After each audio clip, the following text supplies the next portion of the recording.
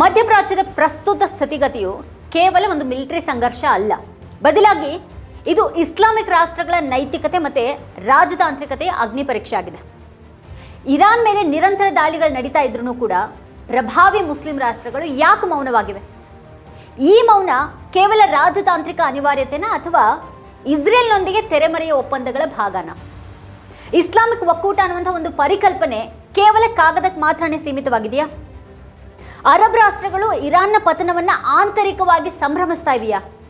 ಇಂತಹ ಗಂಭೀರ ಪ್ರಶ್ನೆಗಳು ಇವತ್ತು ಜಾಗತಿಕ ರಾಜಕಾರಣದಲ್ಲಿ ಮುನ್ನೆಲೆಗೆ ಬಂದಿವೆ.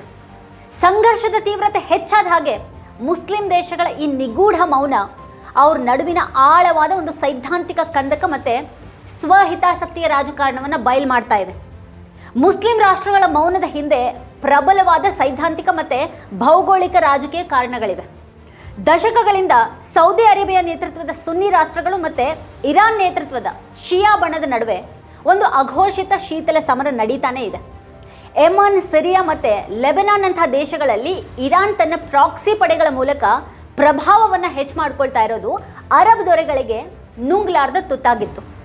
ಈ ಕಾರಣಕ್ಕಾಗಿಯೇ ಇರಾನ್ ಮೇಲೆ ದಾಳಿ ಆದಾಗ ಈ ರಾಷ್ಟ್ರಗಳು ಮೇಲ್ನೋಟಕ್ಕೆ ಶಾಂತಿಯ ಮಾತುಗಳನ್ನಾಡಿದ್ರೂ ಆಂತರಿಕವಾಗಿ ಇರಾನ್ನ ಶಕ್ತಿಯನ್ನು ಕಸಿಯೋದನ್ನು ತಮ್ಮದೇ ಭದ್ರತೆಗೆ ಶುಭ ಸೂಚನೆ ಅಂತ ಭಾವಿಸ್ತಾ ಇವೆ. ಇರಾನ್ ದುರ್ಬಲಗೊಂಡ್ರೆ ಮಾತ್ರನೇ ತಮ್ಮ ಪ್ರಾದೇಶಿಕ ನಾಯಕತ್ವ ಸುಭದ್ರವಾಗಿರುತ್ತೆ ಅನ್ನುವಂಥದ್ದು ಇವ್ರ ಲೆಕ್ಕಾಚಾರ ಆಗಿದೆ. ಈ ಮೌನದ ಹಿಂದಿರುವಂಥ ಮತ್ತೊಂದು ಪ್ರಮುಖ ಅಂಶ ಏನು ಅಂತ ಅಂದರೆ ಅಮೆರಿಕಾದೊಂದಿಗಿನ ಆರ್ಥಿಕ ಮತ್ತು ಮಿಲಿಟರಿ ಅವಲಂಬನೆ.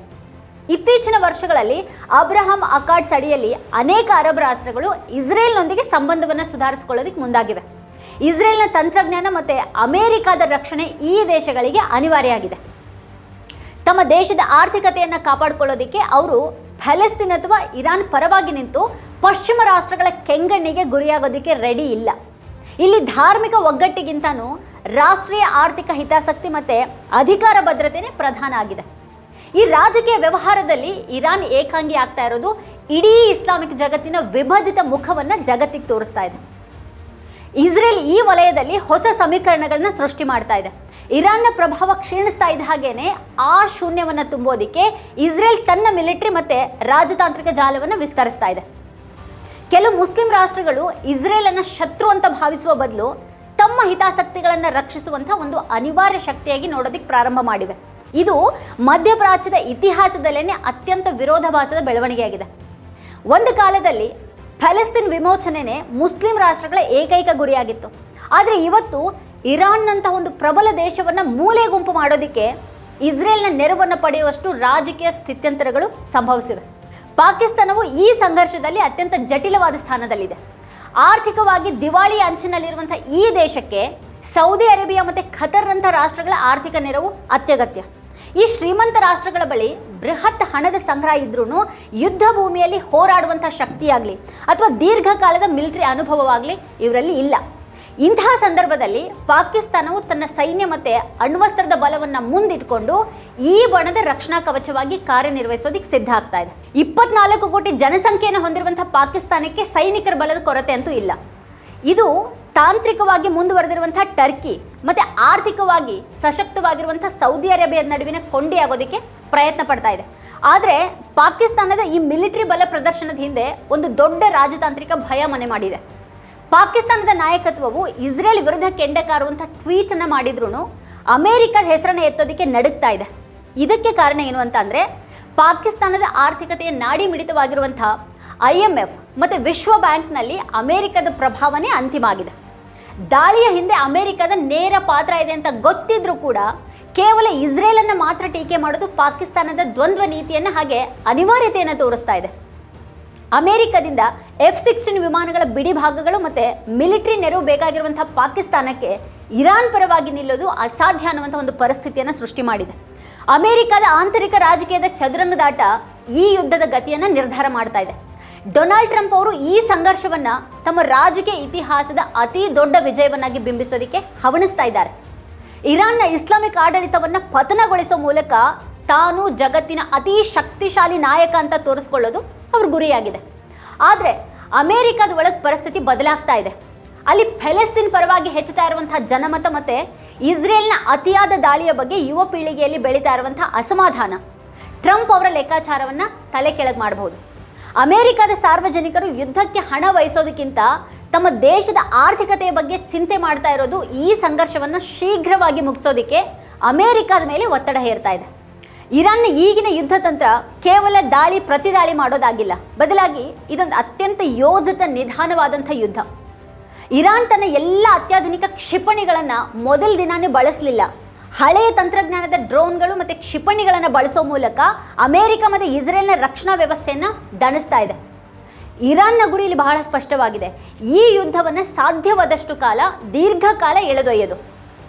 ಯುದ್ಧ ದೀರ್ಘವಾದಷ್ಟು ಅಮೆರಿಕದ ಆಂತರಿಕ ರಾಜಕೀಯದಲ್ಲಿ ಡೊನಾಲ್ಡ್ ಟ್ರಂಪ್ ಅವರ ಜನಪ್ರಿಯತೆ ಕುಸಿಯುತ್ತೆ ಮತ್ತು ಜಾಗತಿಕವಾಗಿ ಇಸ್ರೇಲ್ ಮೇಲಿನ ಒತ್ತಡ ಹೆಚ್ಚಾಗುತ್ತೆ ಅನ್ನೋದು ಇರಾನ್ ಆಡಳಿತದ ಲೆಕ್ಕಾಚಾರ ಆಗಿದೆ. ಶತ್ರುವನ್ನು ಮಿಲಿಟರಿ ಬಲದಿಂದ ಸೋಲಿಸೋದಕ್ಕಿಂತನೂ ಹೆಚ್ಚಾಗಿ ಅವರನ್ನು ರಾಜಕೀಯವಾಗಿ ಮತ್ತು ಆರ್ಥಿಕವಾಗಿ ಹೈರಾಣ್ ಮಾಡೋದು ಇರಾನ್ನ ಸರ್ವೈವಲ್ ಈಸ್ ವಿಕ್ಟ್ರಿ, ಅಂದರೆ ಉಳಿಯೋದೇ ಜಯ ಅನ್ನುವಂಥ ಒಂದು ತಂತ್ರದ ಮುಖ್ಯ ಭಾಗ ಆಗಿದೆ. ಈ ಸಂಘರ್ಷದ ಅಂತಿಮ ಫಲಿತಾಂಶ ಕೇವಲ ಇರಾನ್ನ ಪತನಕ್ಕೆ ಸೀಮಿತ ಆಗಿಲ್ಲ, ಬದಲಾಗಿ ಇದು ಇಡೀ ಮಧ್ಯಪ್ರಾಚ್ಯದಲ್ಲಿ ಅಸ್ಥಿರತೆಯ ಹೊಸ ಕಿಡಿಯನ್ನು ಹಚ್ಚುವಂಥ ಒಂದು ಅಪಾಯವನ್ನು ಹೊಂದಿದೆ. ಅಮೆರಿಕ ಮತ್ತು ಇಸ್ರೇಲ್ ಇರಾನ್ನ ಆಡಳಿತವನ್ನು ಬದಲಾಯಿಸಬಹುದು, ಆದರೆ ಅದಾದ ನಂತರ ಸೃಷ್ಟಿಯಾಗುವಂಥ ಅಧಿಕಾರದ ಶೂನ್ಯವನ್ನು ತುಂಬೋದು ಅಸಾಧ್ಯದ ಮಾತಾಗಿದೆ. ಇರಾನ್ನಂತಹ ಬೃಹತ್ ದೇಶದಲ್ಲಿ ಆಡಳಿತ ಪತನ ಆದರೆ ಅದು ಸಿರಿಯಾ ಅಥವಾ ಲಿಬಿಯಾದಂಥ ಭೀಕರ ಅಂತರ್ಯುದ್ಧಕ್ಕೆ ಸಾಕ್ಷಿಯಾಗಬಹುದು. ಇರಾನ್ ಒಳಗಿರುವಂಥ ಸೈದ್ಧಾಂತಿಕ ಭಿನ್ನಾಭಿಪ್ರಾಯಗಳು ಮತ್ತು ಜನಾಂಗೀಯ ಗುಂಪುಗಳು ಅಧಿಕಾರಕ್ಕಾಗಿ ಹೋರಾಟ ಏನಾದರೂ ಪ್ರಾರಂಭ ಮಾಡಿದ್ರೆ ಅದು ಇಡೀ ವಿಶ್ವದ ಇಂಧನ ಪೂರೈಕೆ ಮತ್ತು ಜಾಗತಿಕ ಆರ್ಥಿಕತೆಯ ಮೇಲೆ ಭೀಕರ ಪರಿಣಾಮ ಬೀರುತ್ತೆ. ಮಧ್ಯಪ್ರಾಚ್ಯದ ಇತಿಹಾಸವನ್ನು ಗಮನಿಸಿದ್ರೆ ಅಮೆರಿಕ ಆಡಳಿತಗಳನ್ನು ಬದಲಾಯಿಸೋದ್ರಲ್ಲಿ ಯಶಸ್ವಿಯಾಗಿದೆ, ಆದರೆ ಆ ದೇಶಗಳಲ್ಲಿ ಶಾಂತಿಯನ್ನು ಸ್ಥಾಪಿಸುವಲ್ಲಿ ಪ್ರತಿ ಬಾರಿನೂ ವಿಫಲ ಆಗಿದೆ ಅನ್ನುವಂಥ ಒಂದು ಕಟು ಸತ್ಯ ಇಲ್ಲಿ ಎದ್ದು ಕಾಣುತ್ತೆ ನಮಗೆ. ಮುಸ್ಲಿಂ ರಾಷ್ಟ್ರಗಳ ಒಕ್ಕೂಟದ ಭವಿಷ್ಯವು ಈಗ ಪಾಕಿಸ್ತಾನ ಮತ್ತು ಟರ್ಕಿ ಅಂಥ ದೇಶಗಳ ನಿರ್ಧಾರದ ಮೇಲೆ ನಿಂತ್ಕೊಂಡಿದೆ. ಒಂದು ವೇಳೆ ಇರಾನ್ ಸಂಪೂರ್ಣವಾಗಿ ಏನಾದರೂ ನಾಶ ಆದರೆ ಮುಂದೆ ಅರಬ್ ರಾಷ್ಟ್ರಗಳ ಸಾರ್ವಭೌಮತ್ವಕ್ಕೂ ಕೂಡ ಧಕ್ಕೆ ಬರಬಹುದು ಅನ್ನೋಂಥ ಒಂದು ಆತಂಕ ಸೌದಿ ಅರೇಬಿಯಾದಂಥ ದೇಶಗಳನ್ನು ಕಾಡ್ತಾ ಇದೆ. ಹೀಗಾಗಿ ಬಹಿರಂಗವಾಗಿ ಮೌನವಾಗಿದ್ರೂ ತೆರೆಮರೆಯಲ್ಲಿ ಈ ದೇಶಗಳು ಯುದ್ಧವನ್ನು ನಿಲ್ಲಿಸೋದಕ್ಕೆ ಪ್ರಯತ್ನ ಪಡ್ತಾ ಇವೆ. ಆದರೆ ಇಸ್ರೇಲ್ನ ಅತಿಯಾದ ಆತ್ಮವಿಶ್ವಾಸ ಮತ್ತು ಅಮೆರಿಕದ ಹಠಮಾರಿ ಧೋರಣೆ ಮಧ್ಯಪ್ರಾಚ್ಯವನ್ನು ಯಾವತ್ತಿಗೂ ಕೂಡ ಮುಗಿಯದ ಸಂಘರ್ಷದ ಸುಳಿಗೆ ತಳ್ತಾ ಇದೆ. ಯುದ್ಧವು ಇಲ್ಲಿ ಯಾರನ್ನೂ ವಿಜೇತರನ್ನಾಗಿ ಮಾಡೋದಿಲ್ಲ, ಬದಲಾಗಿ ಈ ಮಣ್ಣಿನ ಮೇಲೆ ಹರಿಯುವಂಥ ರಕ್ತ ಮುಂದಿನ ದಶಕಗಳ ಕಾಲ ದ್ವೇಷದ ಕಿಚ್ಚನ್ನು ಜೀವಂತವಾಗಿರಿಸುತ್ತೆ. ವೀಕ್ಷಕರೇ, ಈ ಕುರಿತು ನಿಮಗೇನು ಅನಿಸುತ್ತೆ, ಏನು ಅಭಿಪ್ರಾಯ ಇದೆ ಅದನ್ನು ವಿಡಿಯೋ ಕೆಳಗಡೆ ಕಮೆಂಟ್ ಮಾಡಿ ನಮಗೆ ತಿಳಿಸಿ. ಇದೇ ಹೊತ್ತಿನ ಸ್ಪೆಷಲ್ ನೋಡ್ತಾ ಇರಿ ವಾರ್ತಾಭಾರತಿ. ನೀವಿನ್ನು ವಾರ್ತಾಭಾರತಿ ಯೂಟ್ಯೂಬ್ ಚಾನಲನ್ನು ಸಬ್ಸ್ಕ್ರೈಬ್ ಮಾಡಿಲ್ಲ ಅನ್ನೋದಾದರೆ ಈ ಕೂಡಲೇ ಸಬ್ಸ್ಕ್ರೈಬ್ ಮಾಡಿ, ಹಾಗೆ ಪಕ್ಕದಲ್ಲಿರುವಂಥ ಬೆಲ್ ಐಕಾನ್ನ ಪ್ರೆಸ್ ಮಾಡಿ ನಮ್ಮನ್ನು ಪ್ರೋತ್ಸಾಹಿಸಿ.